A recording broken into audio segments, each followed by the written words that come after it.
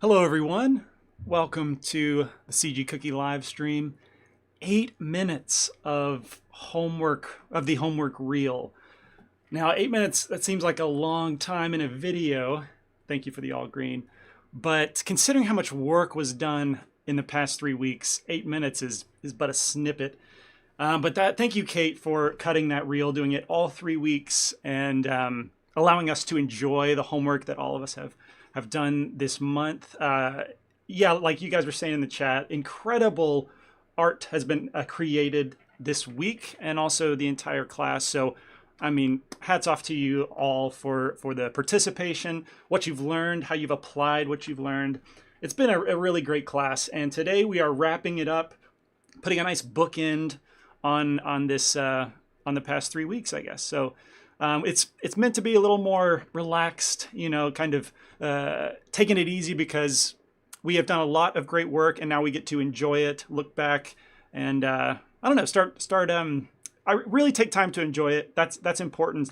Some people can overlook that and just not take the time to look back at what they've accomplished at any stage of their development. So hopefully you take a week or so and just take it easy, recuperate, and imagine another project before you start on a new one. Anyway, we'll get into it. As usual, we're going to look back at week three's homework and some notable ones. And again, this is no means a comprehensive list. Just looking back at all of those homework submissions, there were some really, really great ones that I haven't quite gotten around to grading quite yet. I'm about halfway through, but so I will finish that tomorrow. But it's just a couple little things that were notable to me that I think would be applicable to everyone, which is typical. But yeah, so we'll get started then. And we will begin with Amyeha. And this, to me, was one of the best examples of hand-illustrated texture work that I think is akin to, like, I believe I have a screenshot, like World of Warcraft style. Given the popularity of these games, we see this style very popular in computer graphics, and a lot of people try for it and not accomplish it. This is a great example of someone who's accomplished it, and several people in the class were at this level too. But I just think it's really, really notable, the illustrative detail that Amye has put into every aspect of the sword, from the hilt and the what do you call it, the scales on the serpent, the bottom jaw, like zooming way in and just being really, really fine-tuned with that detail. Same thing with the scales on the serpents on the end of the pommel, how it encircles the pommel, the actual I guess another serpent head detail on the end of the scabbard. It's just an example of cutting no corners, paying attention to the entire texture, the entire model, and having a beautiful asset to show for it at the end. So in my opinion, this is professional level. This is hireable. So if you are looking to develop professional skills, this is the kind of level to get to. So Amyeha, really, really nice work. For a while, last thing I'll say is that for a while, I wasn't sure if there was any material qualities involved in this particular asset, because I thought that you had painted the reflection into the actual texture, because you did say that you were trying to keep it hand painted aesthetically.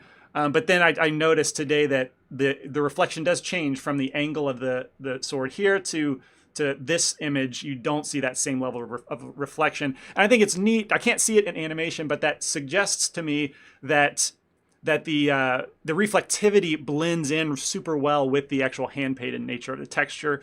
And I'm imagining that's what it looks like, but that's a pretty cool accomplishment in my opinion. Anyway, Amyeha, really great work. Next, we're looking at Matthew Ulray, which I believe is here.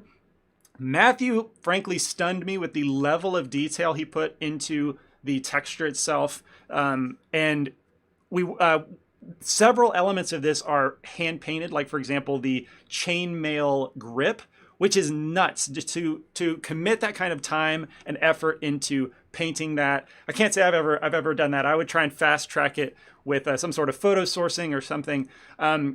which also segues into you revealed that you did combine photo sourcing with hand painted approach. And that's something that we did not really talk about in the course or in the class, but is definitely an effective approach. The fact that you can take photos of sheet metal or something, lay that down as a base on the sword, and then go over top and paint details, which is, from what I understand, how you approach most of the sword. And in contrast to Amieha's sword, this one's much more realistic, and even still being hand painted, you can achieve a very realistic, high level of detail in the texture. And so I wanted to commend that kind of effort to Matthew, and the result speaks for itself. You also put a nice little cel-shaded kind of hard line around the swords for the final render, which I thought was a nice cherry on top. I hadn't seen anyone else do that, so yeah, pretty cool. Anything else I wanted to say about that? No, I don't think so. All right, next. Clint Johnson just refuses to not appear in this list. Makes me look like I'm playing favorites, but Clint just every week, I think, leveled up his project, and the result is fantastic. And again, this is, to me, is like professional quality. This week in particular, I love the presentation and how this model, I really don't think could be presented any more cleanly or effectively than this. From the nice gradient in the background with teal being up top, gradually turning into something of a brown. That's fitting, I think, to the color scheme of the asset itself. There's this awesome texture in the vignette. It's not just a simple vignette, but there's additional texture added there. And even in the background, which I can be guilty of easily tossing in there and not giving it much attention. I personally almost always just pick a solid color. And this challenges me to, like, hey, put a design back there, put some sort of texture. It's not meant to draw my attention to it, but it adds more depth to the image. And so I think that's a beautiful background. I also like how you integrated your asset into the background, where I assume that you, similar to the treasure chest course and what I did with the last week with the compositing and the live stream, just do an alpha over on top of your color. And you did this, you blurred the edge, the alpha edge on the asset, so that there's a little bit of spill from the background onto the asset. And that really helps it to integrate into the background better. That's something I did not do. And I've done it before, but it's not like a standard thing that I do. But every time I've done it, I really like the effect. And that's true here. They don't look like separate assets, like separate layers of image put on top of each other. They look cohesive, and it's beautiful. And on top of it, like the painterly style, I geeked over it. I geeked out over it last week, and again, just really high quality texturing. Speaks for itself. Absolutely beautiful work. Again, sparing no expense anywhere on the model. It's just beautiful presentation. Really, really nice way to end up the project. And Kate, you know her from cutting these reels together. What I liked about Kate this week was how she applied some advice with the trees and the foliage especially. So starting from here, I think this was week 2 homework. Everything looked good. The barrels, everything handmade looked great. High level of detail, very appealing. And then the trees, which are kind of extra items in the scene. She's taking the barrel, which is one of the themes, one of the assets to choose from this month, and giving it more context, giving it a scene to live in, which I always commend. It's an extra challenge, it's extra work, but I always commend when someone does that. But also when you do that, it's important that that the extra things don't take a back seat in effort. They still need to be cohesive with the other elements. And in this case, I thought that the texture on the ground and the trees and bushes was a little too simple. The model itself is a little blobby, and so it seemed to stand out as being lower detailed than the barrels. And so Kate went back and added a procedural texture to the foliage elements, and I think it was a home run. I think it worked out so well.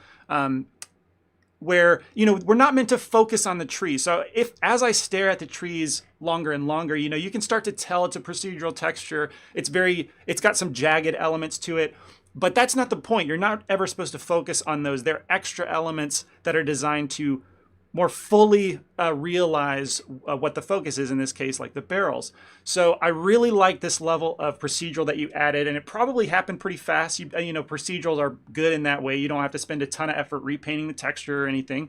And on the bushes, you even added some elements of flowers. Excellent little touch. And also applied similarly to the ground. And all of a sudden, in the shader and in the lighting, your elements are all bridging together. They look like they belong in the same world. And you've wrapped up the overall render very, very nicely. So I guess I wanted to remind everybody that while you can just use procedurals to add that extra little bit of detail in certain spots, and also not to overlook the extra elements in your scene. That can be common for artists to it has been for me to like go halfway on a scene, but 100% on the asset itself. And that's always going to look a little lazy. It's always going to not be exceptional. So yeah, try not to cut corners in that way. Great job, Kate. Omar, I've got to call out Omar because the lighting that he did this week is pretty amazing. I think it's rare to find really interesting and unique lighting examples, and Omar did that. Now, this really wasn't part of the class at all because we just barely grazed the surface of what lighting is like what it can be, the power of lighting. We just barely touched on the surface so that we could present our model competently.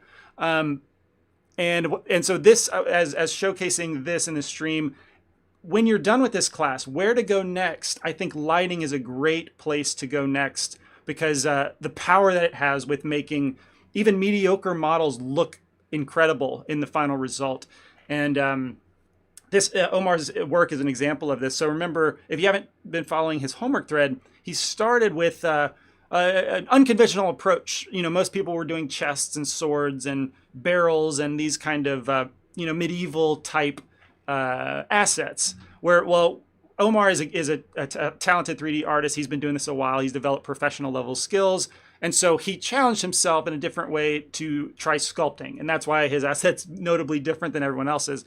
But to me, this looks like someone learning sculpting. It's good in that way, but it's not exceptional. And I mean no offense by that, Omar.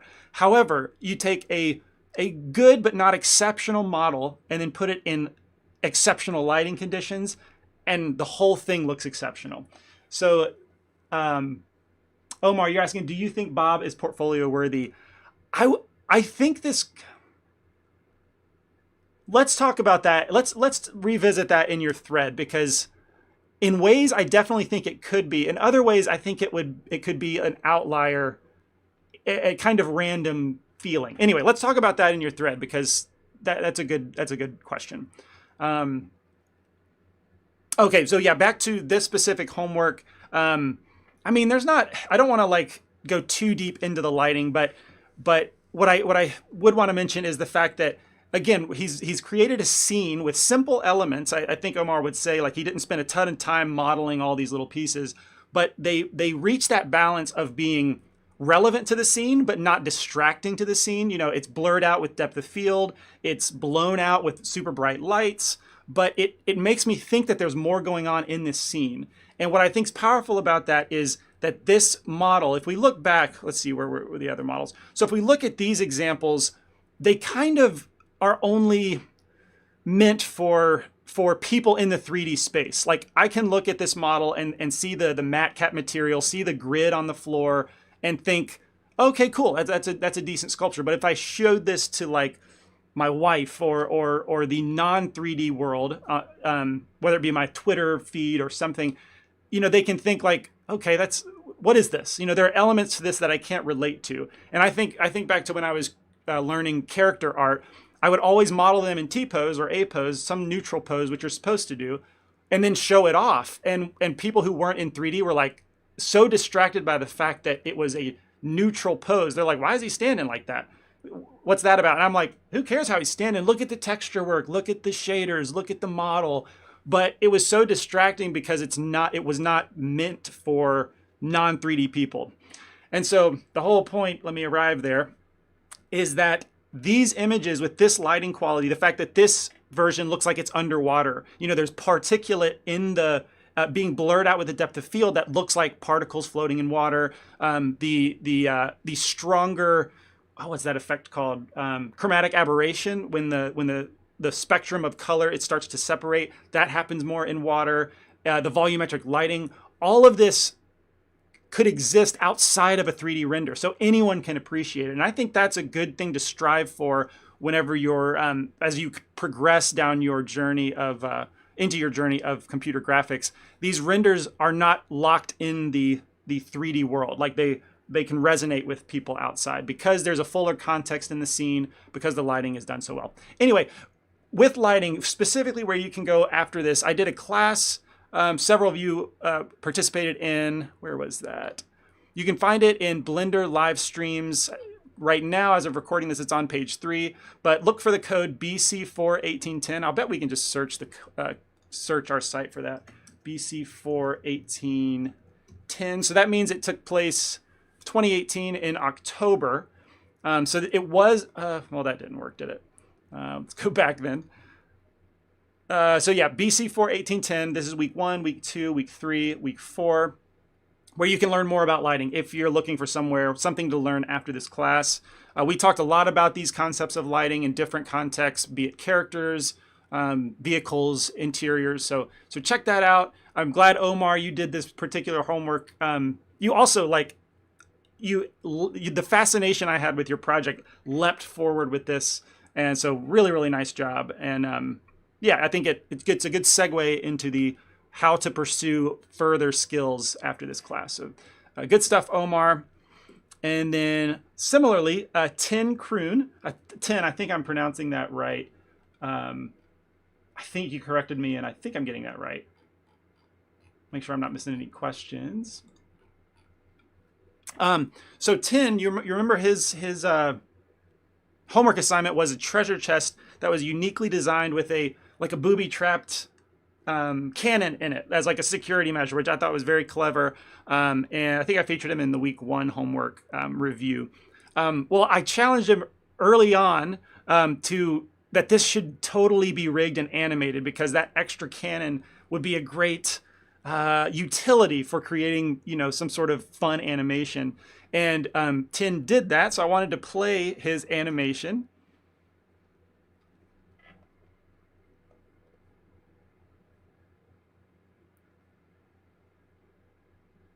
So, Tin, thank you for accepting the challenge. I guess I can keep trying to play this, because this was way beyond the scope of the class. So I really appreciate that you did everything in the assignments, and then much more so by rigging and animating. And so yeah, I wanted to tip my hat to you for that. It turned out great. I assume that you took Wayne's course about rigging and animating the treasure chest specifically.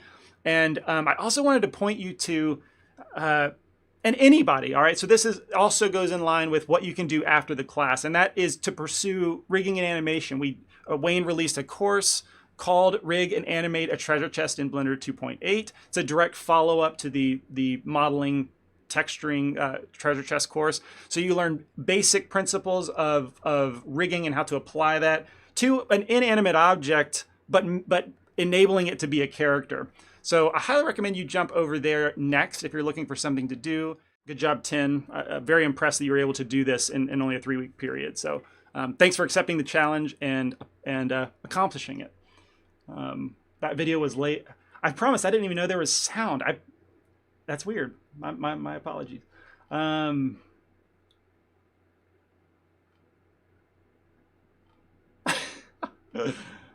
Yikes. I don't think I said anything too profound.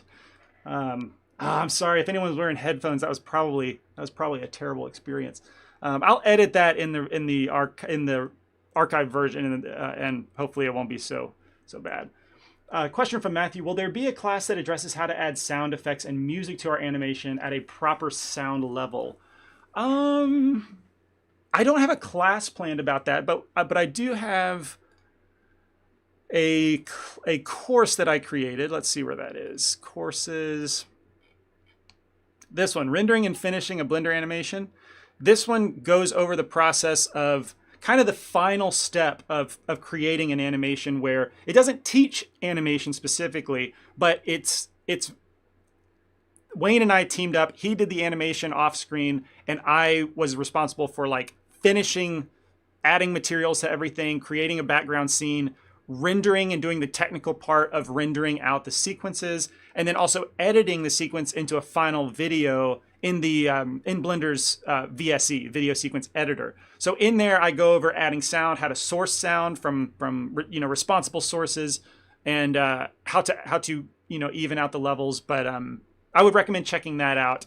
I think that teaches exactly what you're asking about.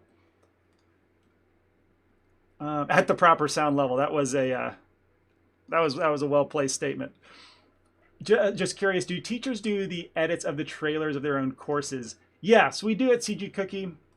We're a pretty small team. A lot of you probably have heard us say that before.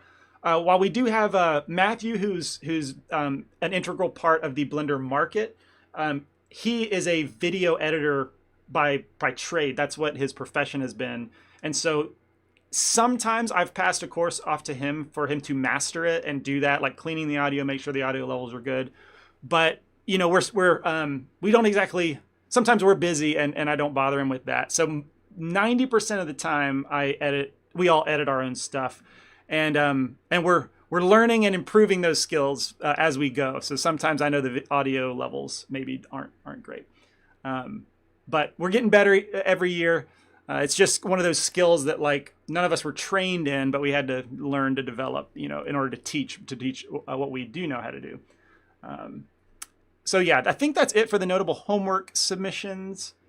Let's see, homework demos. There were a couple projects that I had some feedback for that I thought might make a somewhat helpful demo to just quickly do this in Blender. So we'll jump over there, and I'm gonna open, let's see, demo, the Barrel Fantasy House. Is that the one that I did first? Yes, we'll do this one first. So this is from Eevee. And if we look in the camera view, you'll remember this from the homework reel. I personally, just to say quickly, I was really impressed with how this turned out. It had this really interesting, I don't know, like impressionistic, painterly kind of feel to it. And specifically, there's this painting from Salvador Dali that it reminded me of. But I won't get into that. The note that I had for Eevee was the only negative part, in my opinion, was the fact that the ground plane is very obviously a 3D plane. Like it's it's a flat plane in 3D space, and you can see the borders of it end. And that to me is one of the most obvious signs that it's a 3D render, is whenever the plane ends very abruptly like that. So let's see, make sure I'm not missing any questions. So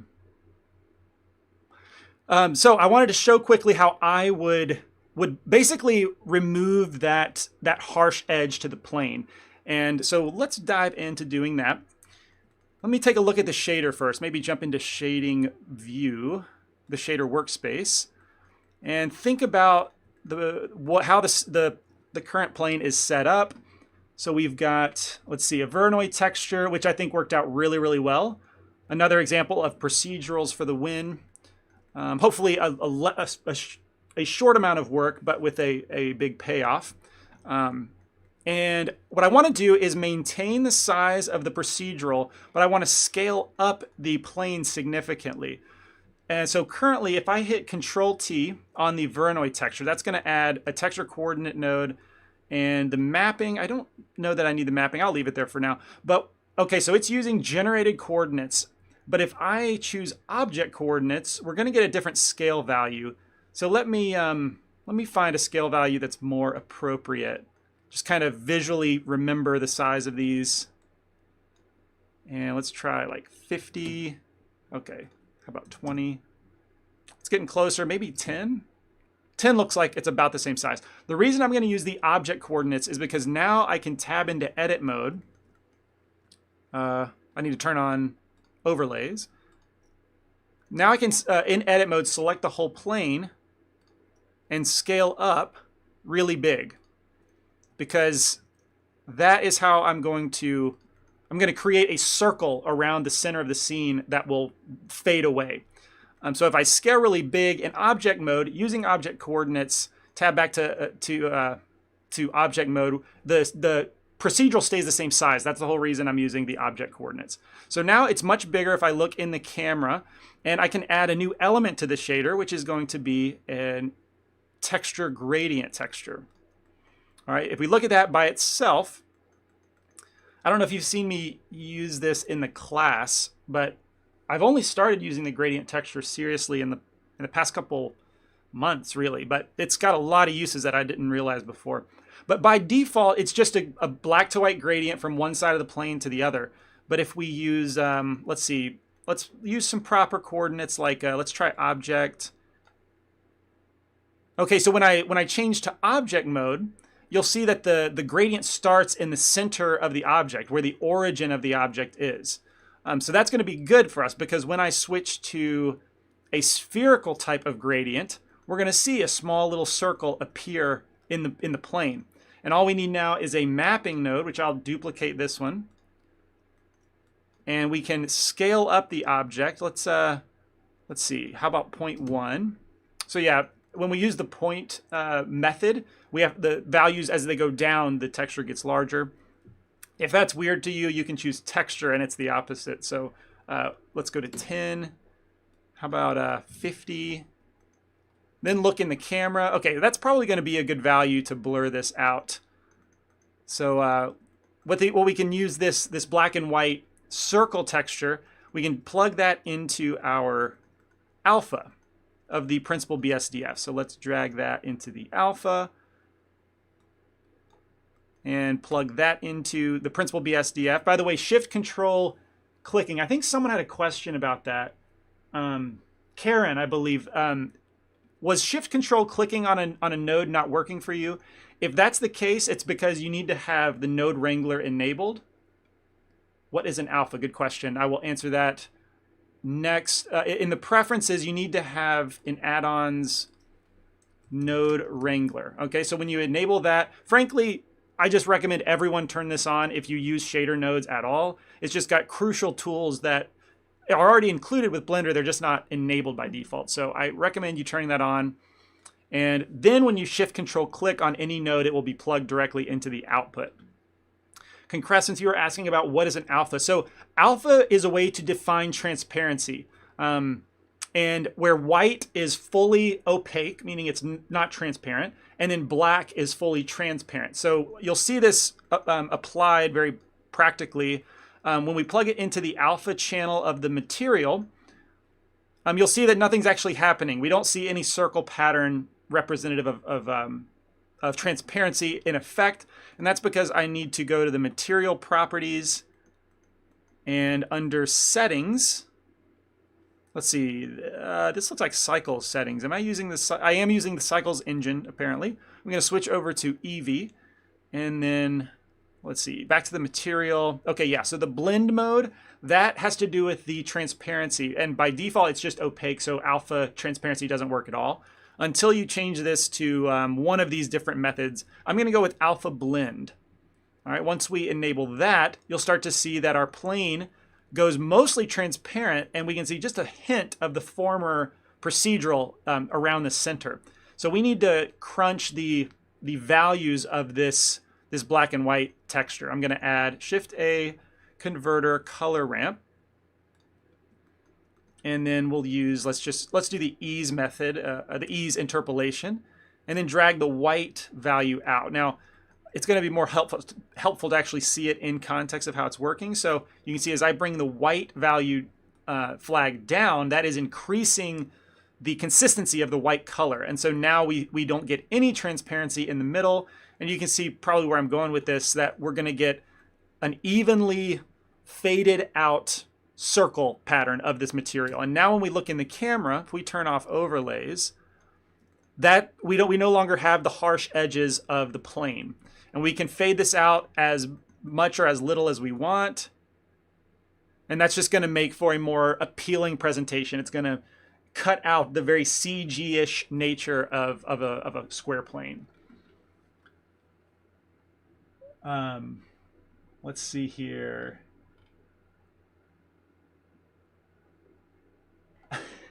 No. So no. Yeah, I was never actually rendering with cycles. I was always in the look dev mode. We can switch to cycles to see if my computer handles it well. Yeah, I mean pretty well. But now it's more like what you'd expect, a little bit of hiccups. But yeah, in whenever you use look dev, it utilizes Eevee whether you have cycles selected as the engine or not. Look dev is just Eevee is specific to look dev. All right, so that was all. That was a lot of explanation just to show how you can fade out a simple ground plane. I saw a lot of examples where there was just a standard plane that could benefit from this, but yeah. Anyway, hope there's a nugget or two for you to take away there, and we will move on to the next demonstration. So let me open. Let's see, what was the other one? Oh yeah, so this was a treasure chest example from Scott Waite that okay, so what I saw when in the homework submission was this right here. And I think, well, I could tell that this was supposed to be water, but it was reading a little more like paint, not necessarily like water. And then I opened up the file and saw that it was actually set up pretty correctly, but it was reflection that was the problem. And when I switched to look dev mode, it's got a different world environment, and so it's definitely reading more like water. However, there was a big issue that I noticed, and I think it's a bit of a bug, to be honest with you. So this turned into kind of a troubleshooting experience, but the whole goal that I wanted to demonstrate for Scott is how to make it look more like water. But a lot of that is not relevant because he knew how to do it. But check out this bug that I think is kind of weird and interesting. There's no reflectivity of the treasure chest in the water. We can clearly see that it's supposed to be reflecting, but there is no treasure chest. So we have to turn screen space reflections on. That should be your first thought, but they are on. That is really strange. And I think I found that with Eevee, and I swear that this has happened recently, that I've used Eevee to do this in the past, but it doesn't seem to be working now. Whenever you mix a new shader into the principled, it no longer works. So we have a default glossy BSDF. If we plug that in, we get the reflection of the treasure chest, plain and simple. With the principal BSDF by itself, note that I'm shift control clicking on the principal BSDF. You can see that we do actually get the treasure chest, even though it's much lower reflectivity. So there's something to do with the mix shader that is preventing screen space reflections from working.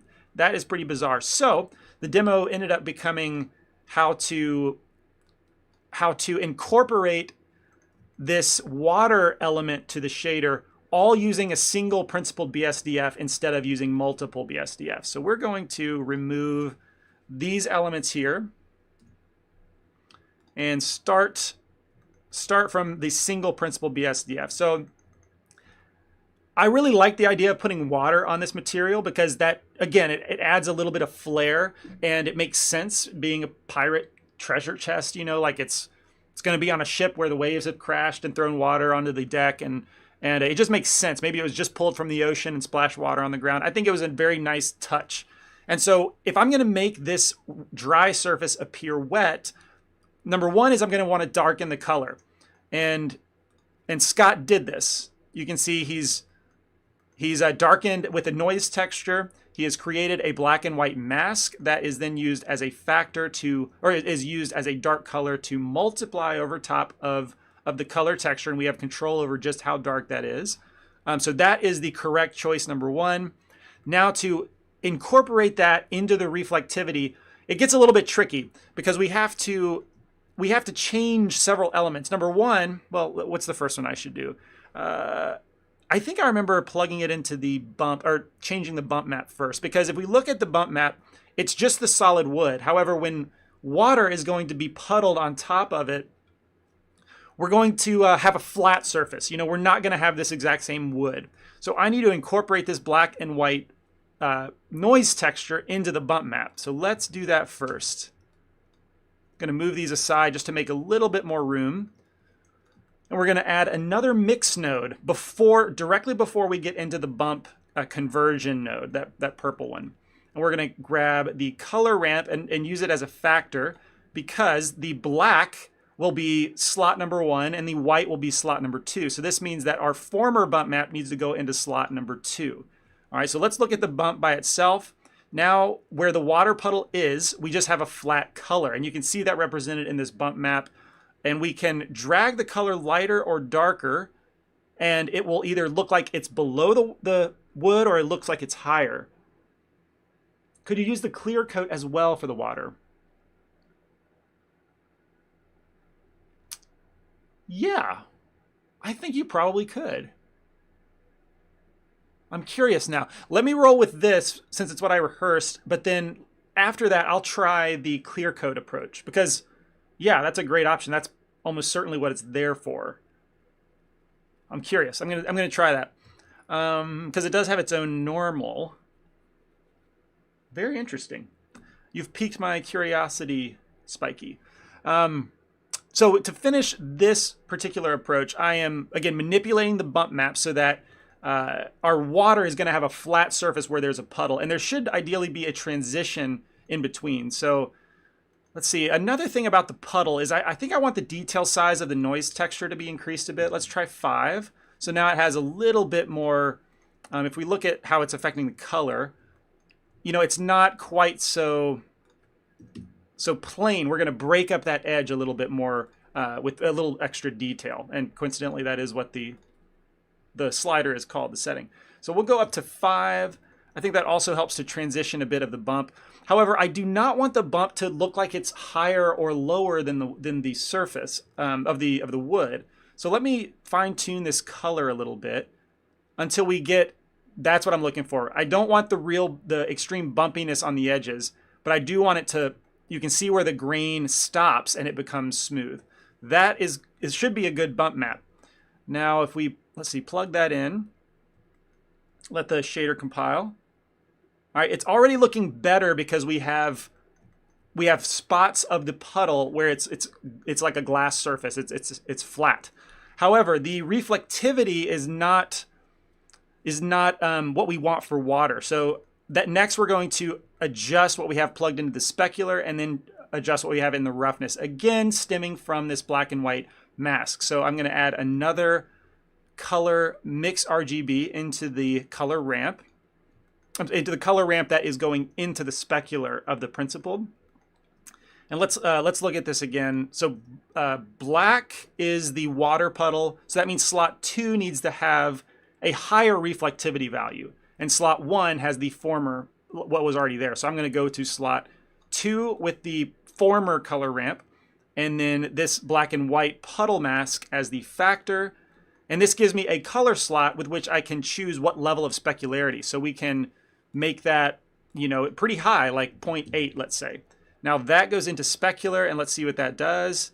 It should just be a more intense level of specularity.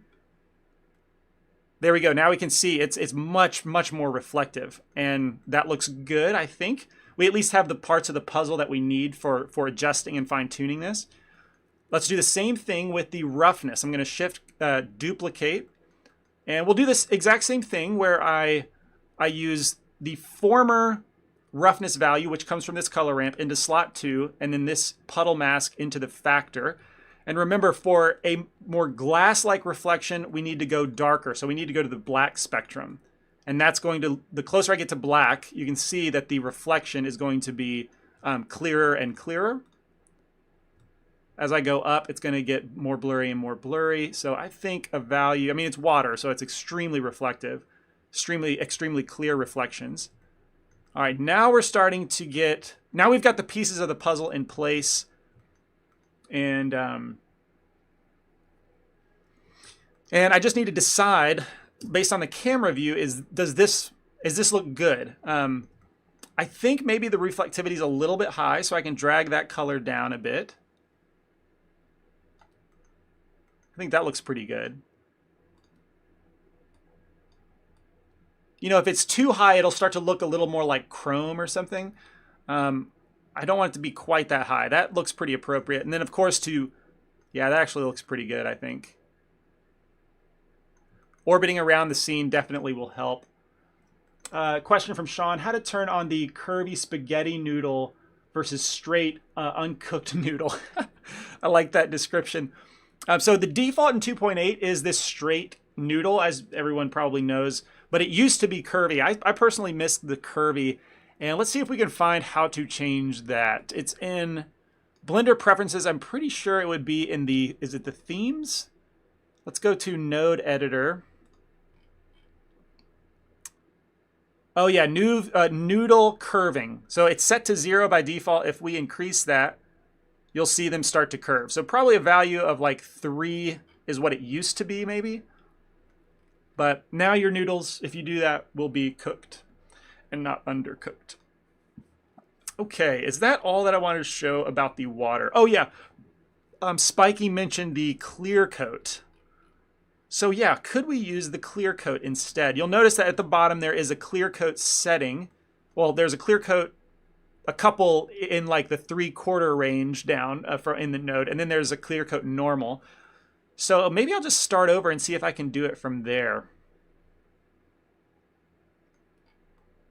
Yeah, maybe I'll do that. Let's see. Let's just start over with the file.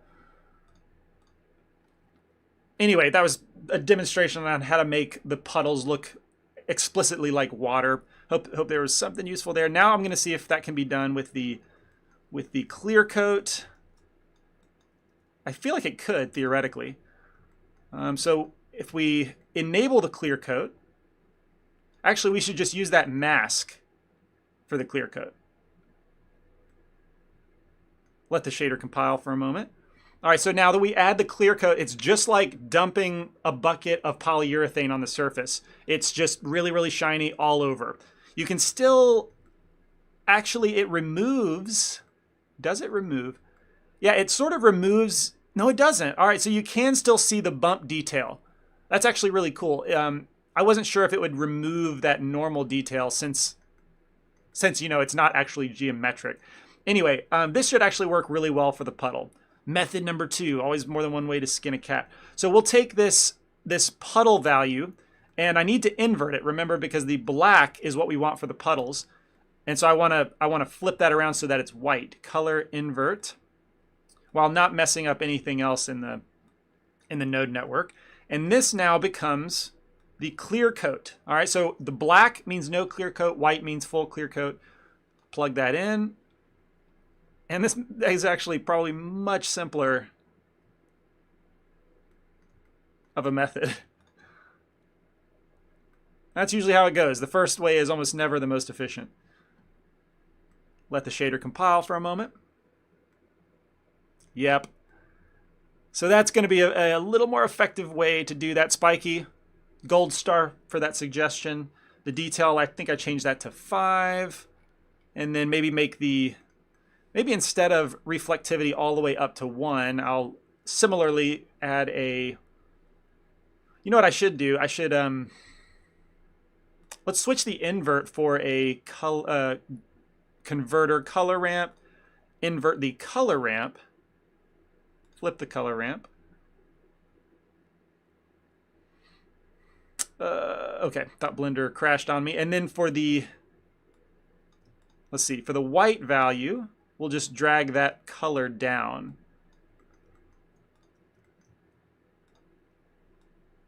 No, I can't do that.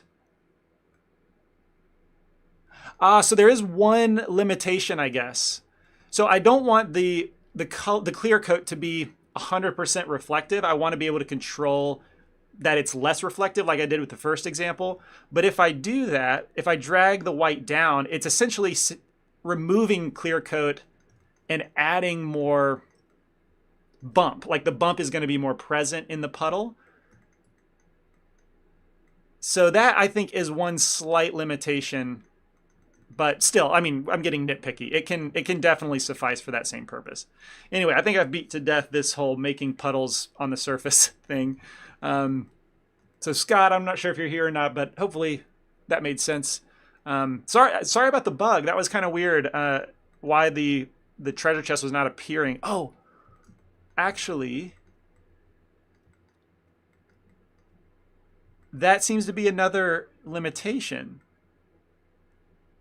we're still not seeing the treasure chest in the reflection. I didn't save the other version.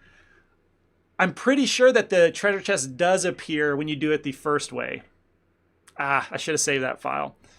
But there's something up with the screen space reflections. I don't know why it's not working the way it should. Yeah, I don't understand that.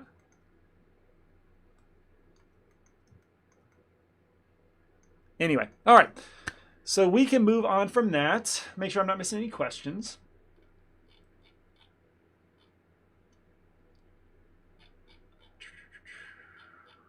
All right, I don't think so. Also, yeah, with that in mind, like this is going to be your last chance to kind of ask me questions live for this class. So if you have any, let them rip and I'll be happy to answer them. That was the only demonstration. Oh, one more thing I did want to talk about. I think that's next. Yes, so this concept of no more 8-bit textures. This is something of a revelation. One of you, I can't remember whose thread it was, we were talking about the pixelation that happens from bump maps whenever you plug them in, plug color textures in as bump maps, and you get this extremely ugly pixelation. I can show you an example. But this past week, while I was answering that, I realized that there's a setting that drastically improves that situation. And I'm late to this party. Gleb and 80 have an article on their website. I mean, I can probably go find that real quick. Creative shrimp Eevee texture, something like that. Oh yeah, 5 must-know tips with bump and normal maps for Eevee, or with 2.8. I strongly recommend checking out this article. They go into depth much better than me. And they found it in like May. So like I'm really late to discovering this. There's a couple questions. What is the teaser for the next class and when? That's actually, I'm going to go over that at the very end of the stream. It's like my last slide of the presentation. So we'll talk about that at the end. Omar, did you know if this is the end of a course with the most homework submitted at the end? Yes, I'm pretty sure. I was going to draw some attention to that in a little bit later in the stream, but to my knowledge, this is the highest participation as well as the highest commitment level, where we saw the least amount of fall off each week, which is pretty cool. Like that's a lot of people, lose interest or lose motivation. But I'll talk about that a little bit more in a bit. Can you please discuss the pros and cons of the different texture methods, painting, procedural, and photo image? Not how to create each method, but how you would use each method. Yeah, absolutely. I think I can quickly summarize that. So the pros and cons, the pros of a hand-painted texture situation. You see this a lot in video games. I already pointed out the World of Warcraft. All of this is hand-painted. As far as I know, none of it is like photo sourced. And so it results in a very handcrafted, artistic result, basically. And so that is highly sought after, just like my wife and I are talking about getting a painting of like our kids. And if we want, like instead of a photo portrait, get like a painted portrait, like kind of how they did back in the day. Because there's something kind of magical, I guess magical about like a painted version of something. And so you have hand painted textures. It's just, it has a more artistic feel to it. You can handcraft a style of a video game or a short film, a feature film that way.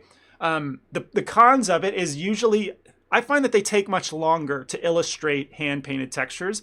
They're more tedious. They're more, they just require more work. Whereas photo sourcing, you get a lot for free. Like I use the example in Matthew Ulray's. Let me go back to that. Here, I'm not sure exactly to what degree was photo sourced, but I can imagine if it were me, I would grab a stainless steel type texture with scratches and stuff, lay that down first, and you've got a major head start on photorealism. And then you can apply like scratches to the edges specifically according to your geometry, or add like little blood spatter, stuff like that. So photo sourced is a great start to photorealism. It's almost not required, but it's the best way to get to photorealistic textures. It's also much faster. However, the cons of it is that you're limited sometimes by the photos you can find. You know, sometimes you might need a specific texture of a material that's not very common, and you can't find that texture easily in a photo online. That I've run into that problem sometimes. So you have to get creative.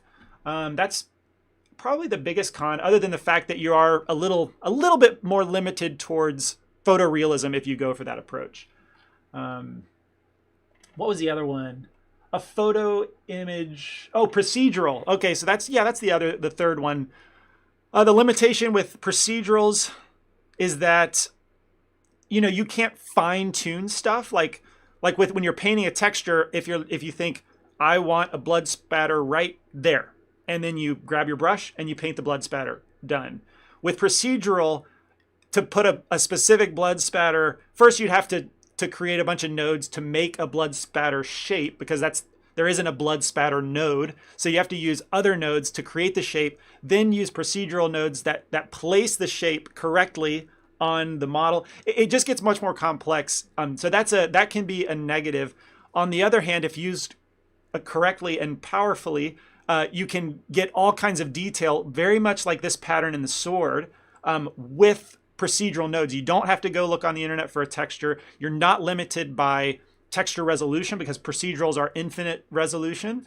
So you can make them as big as you can make the textures as big as you need them, or as small as you need them. Procedurals can be extremely powerful, I find, as like an accent to detail, or breaking up a repeated pattern, you know, pretty effectively and quickly.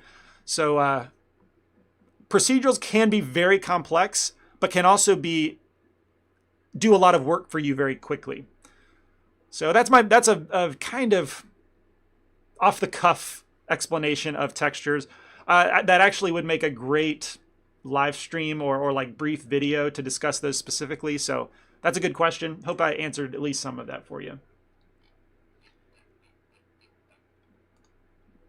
Question, can I do what Substance Painter, Designer, Suite can do, but in Blender? I see great stuff, but I think Blender can do most of it. What's the best way to describe this? I should have a great analogy for this. In my opinion, Substance Painter is way ahead of Blender in terms of user interface and how to efficiently and artistically harness the power of procedurals. Okay, whereas in Blender, it's not that intuitive. Blender can do so much of what Substance can do, but it requires many more nodes, a much higher like math understanding. I'm blanking on the name of the artist that is doing crazy stuff with Blender nodes. It's not Simon. If anyone knows who I'm talking about, on Twitter, he posts crazy procedurals, and I can't remember his name.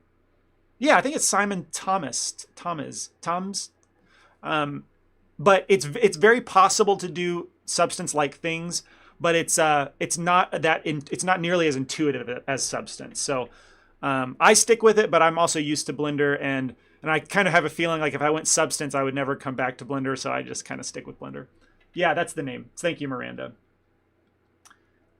As long as it can be done, I think I want to take the journey. That is honestly my perspective too. And it kind of always has been with Blender. As soon as Blender proved to me that it can be done, even if it's not the best way, including sculpting or shader nodes, for example, I just love that Blender can do it. And so I'm willing to do it the harder way most of the time.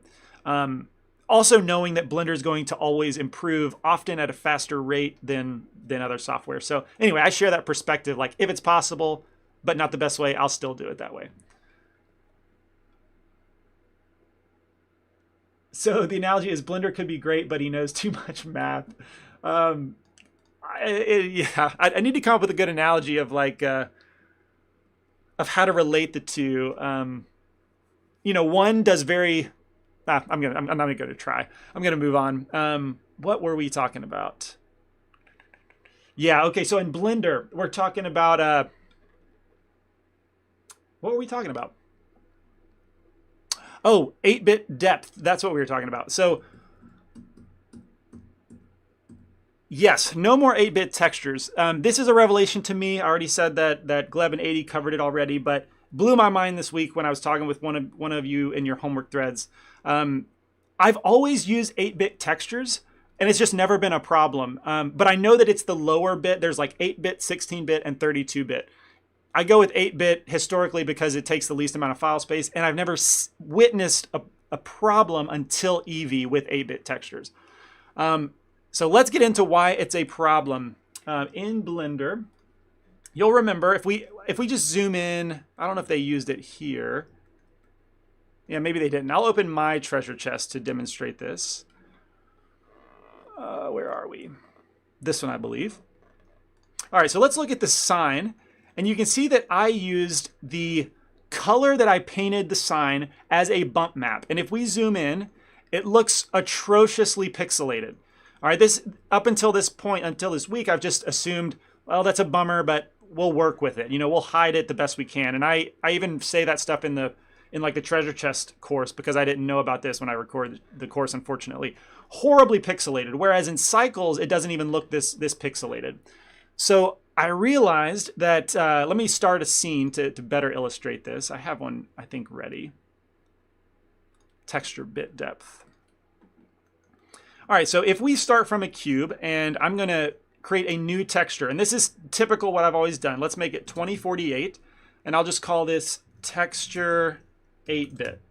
All right, and we leave the settings as default. I don't need an alpha channel, and click OK. I need to create the material for the cube. Shift A, add a texture, image texture, grab the one we created, texture 8-bit, plug that into we're going to actually make it a normal, so converter, well, actually a bump, vector bump.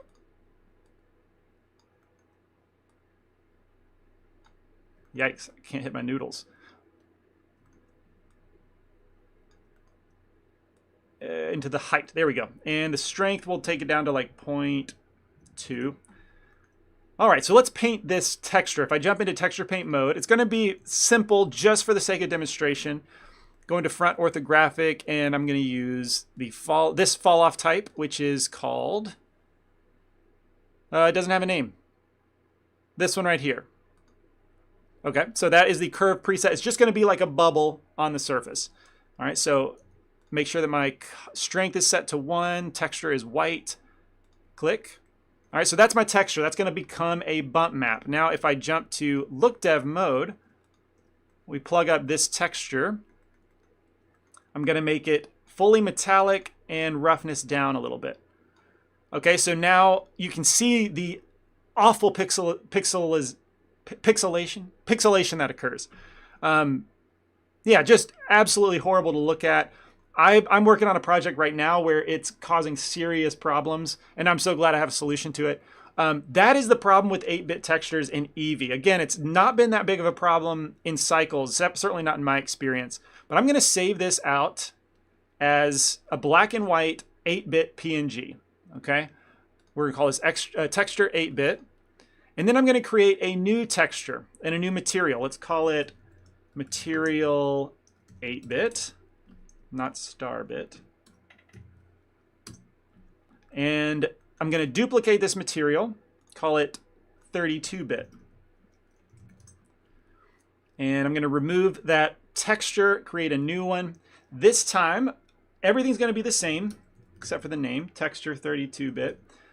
No alpha, but at the bottom, we have this 32-bit float setting. I've known about this for a long time, but I've never done it because I know 32-bit means higher file sizes. But if we turn that on and create our texture, make sure that it's applied to this, let's go back to texture paint, and then paint the exact same thing.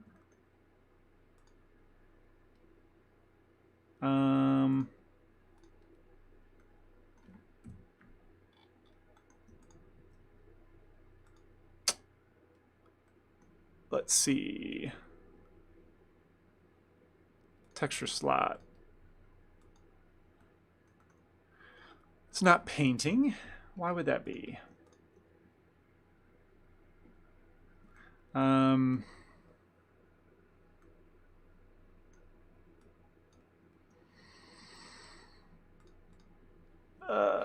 Why is that?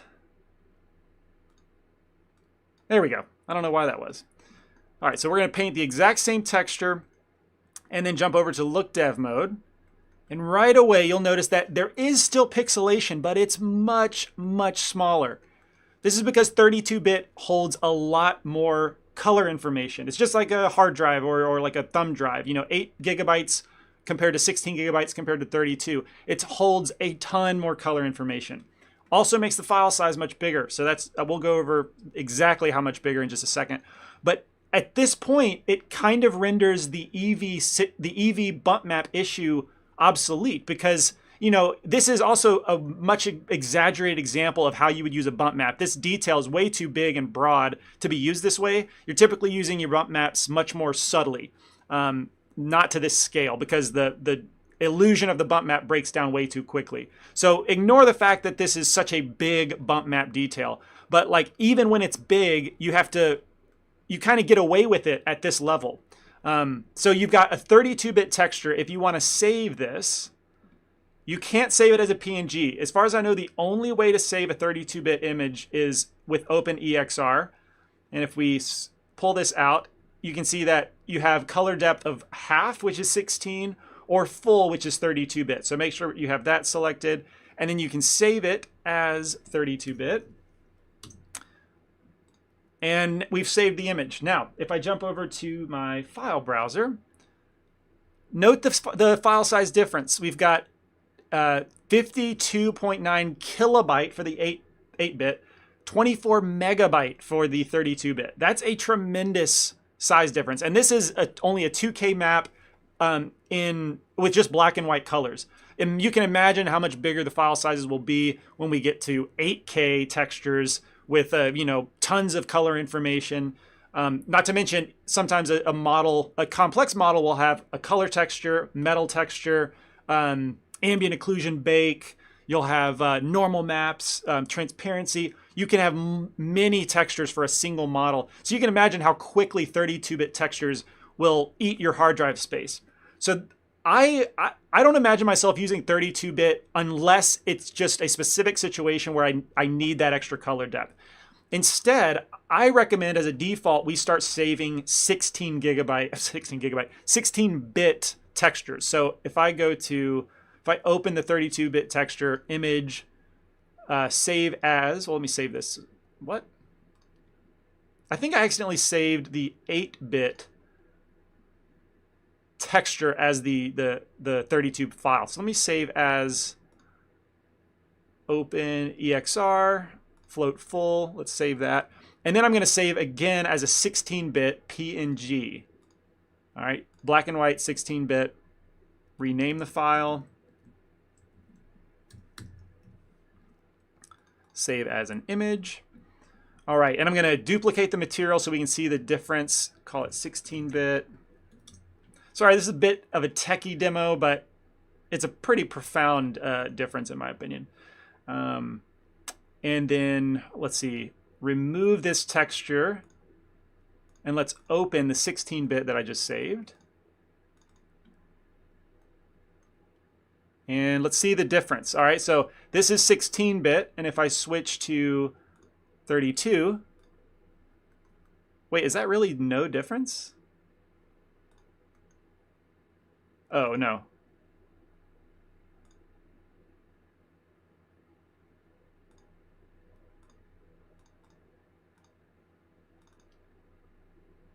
Why does that keep jumping to 32-bit? I think sometimes I get my texture blocks, my data blocks mixed up with the actual texture files. So let me change that to 16-bit, create a new one, I guess.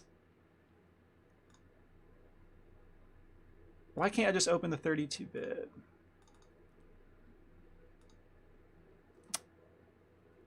Okay, I guess I need a literal texture block. Do you see my confusion? How this says texture 8-bit, but if I look at the image, that's also oh no, yeah, it's 32-bit for the actual image. What am I doing? It's so confusing. I got confused in rehearsal too. All right, so this is the new 8-bit. Good gracious. All right, now if I switch to the 16-bit, Let's see here. I guess I have to create a new texture block.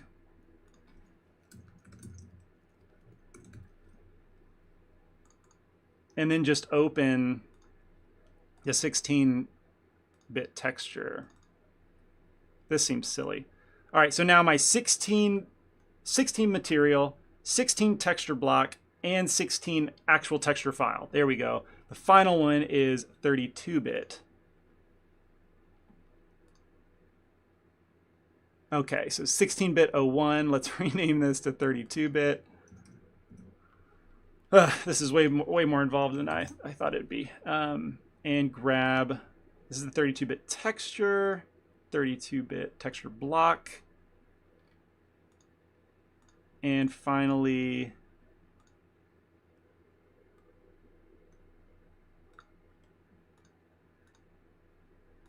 (32-bit EXR). Okay, I think now I should be able to switch between the materials. All right, so this is 32-bit, 16-bit, 8-bit.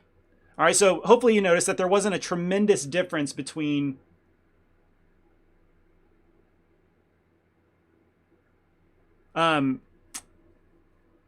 you didn't notice a big difference between 32-bit, 16-bit, and then 8-bit. There is a massive leap.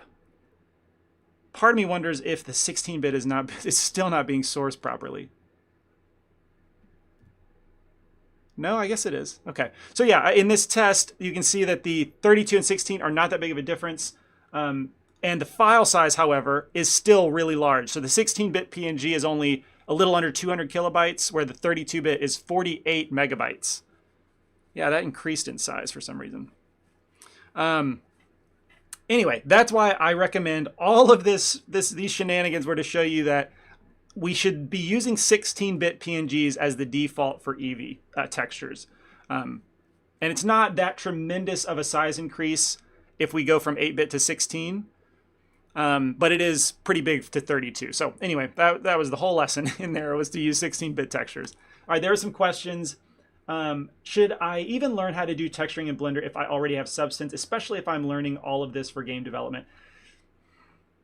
Not unless you want to give up Substance. Assuming you are, you have a legit copy of Substance, you're not pirating it, then there's not much reason to learn in Blender. I don't know that Blender brings too much to the table, if anything, to the table that Substance doesn't do.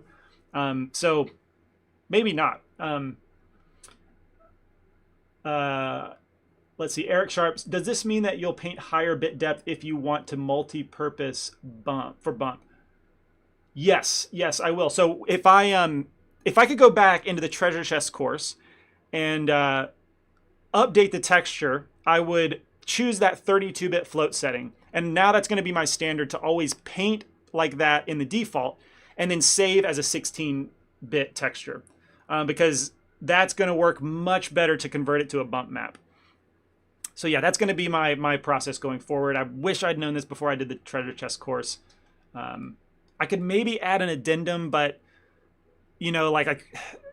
that aspect of being 8-bit is pretty buried, is pretty ingrained in that course. I would have to basically re-record most of it. But maybe I'll write an article, or just really point to Gleb and 80's article. Anyway, Omar, you said, isn't this whole 8-bit to 32-bit depth actually a disadvantage? Wouldn't it be better if the none worked properly with 8-bit? Yeah. I mean, it would be, yeah, agreed. Like, it would be nice if Eevee didn't have that limitation. I don't understand the limitation and why it's so obnoxiously obvious with Eevee specifically. But what Blender has taught me anything is that roll with the punches. Work with what you have.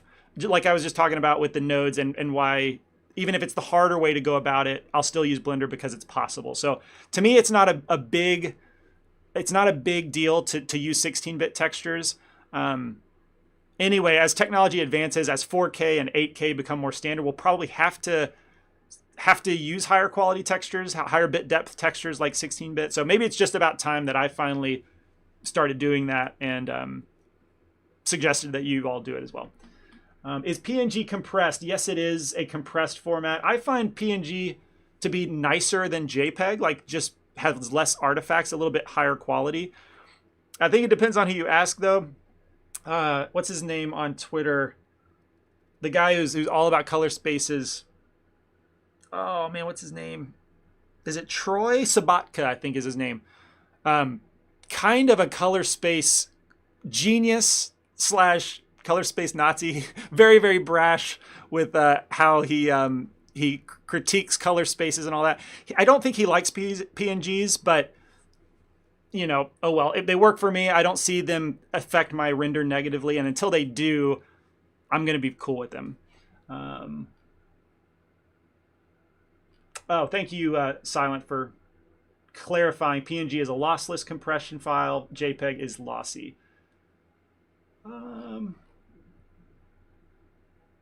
So would a full color texture have the higher file size than black and white? Yes, that's why in PNG it's an option, because I think you know, instead of 2 color channels or 3 color channels R, G, and B, I think black and white is just the one channel, like just the value slider 0 to 1. I'm pretty sure. So yeah, it is a lower file size. Even if both textures are black and white visually, if you save one as the black and white version and one as the RGB, I think the RGB will have higher file size. All right, anything else I'm missing? Oh, a lot of questions. Omar is let's see. I think the problem is that the thing we were asking the last class, the image texture node behavior changed. If you shift D it now has 2 nodes. They are mirror nodes, changing one setting in one and other. Holy cow! That's even confusing me. Maybe if we can break this off into another like forum thread or ask it in your demo reel thread, because I'm curious what you're talking about, but I'm not exactly sure what you mean. Eric, is there any benefit to using tools like Crazy Bump to create normal maps? Yes, definitely. For converting black and white images to a proper bump, Crazy Bump is good for that. I think there's a bunch that do that kind of thing. Krita has an option too, actually, which is what I've started using. I've not done in-depth comparisons of all the different tools, but again, I think I'm easier to please in like in the color space conversation, file format conversation, type of bump map conversion. I'm usually easier to please rather than a stickler. So if it works, if it seems to work, I'll go with it. All right, so I think that was it for the demos. We can start maybe wrapping this up. Yeah, I think so. So some thank yous to the VAs. Absolutely, my volunteer assistants. Thank you for your presence in the class, your advice, your helpfulness.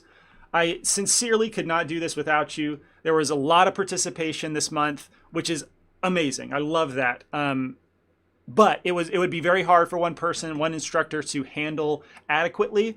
There were many times that I would jump into a homework thread and 1, 2, sometimes 3 of you had already answered and solved that participant's problem, and I was late to the party. So I thank you for doing that. I saw the presence consistently throughout the month. So thank you. That is your time that you're volunteering, and I appreciate it.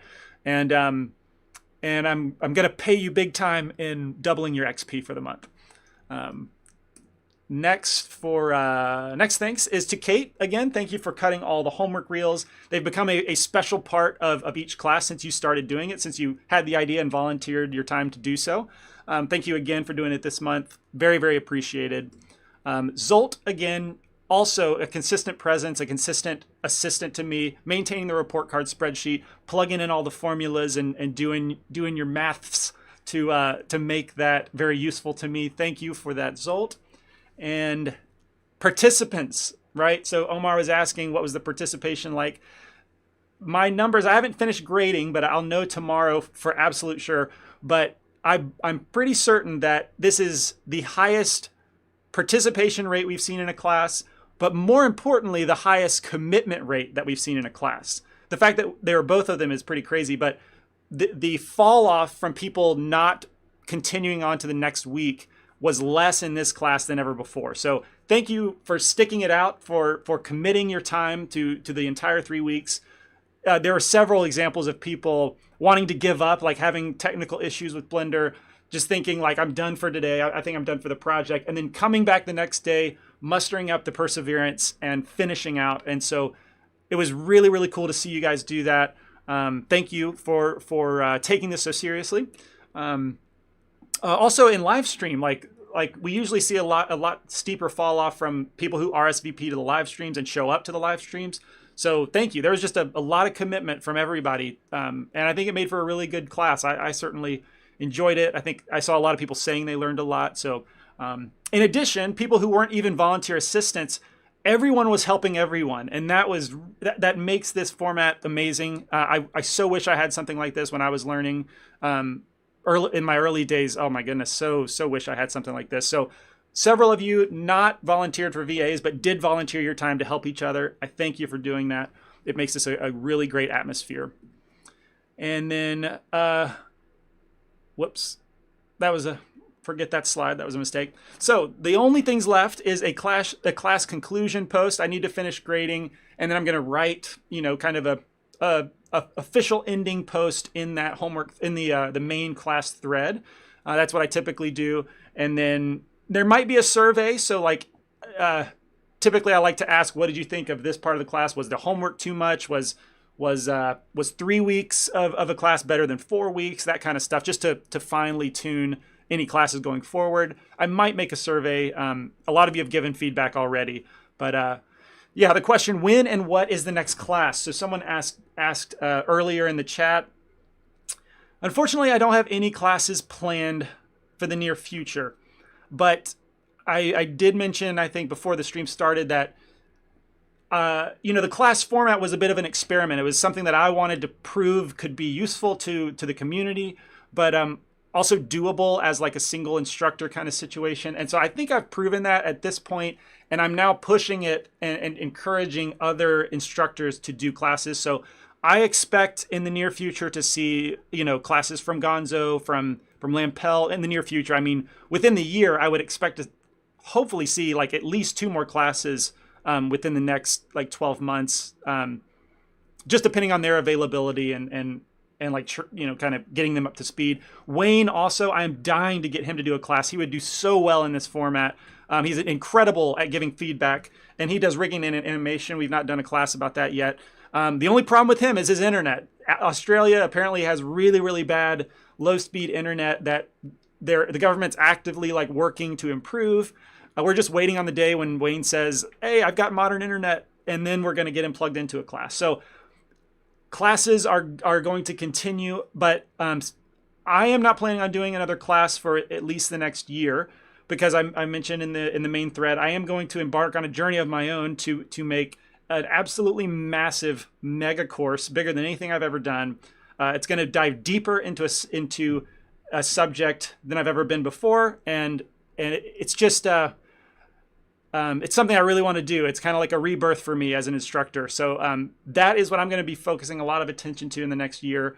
It doesn't mean I'm disappearing by any means. I'm still going to be doing like a monthly stream. It's just going to be shared, where Gonzo will get a week, Lampel will get a week, I'll get a week, Wes will get a week. So we can keep that consistent, but I just won't be streaming every single week. And then also I'll dedicate a day each week to like answering questions on the site and looking at your artwork, grading exercises, that kind of thing. But I'm really excited. I mean, this new course is going to be huge. It's going to be huge, and I'm desperately excited to start working on it. But that's where I'm going to be, and that's why I'm not going to have time to do another class probably within that 12 months.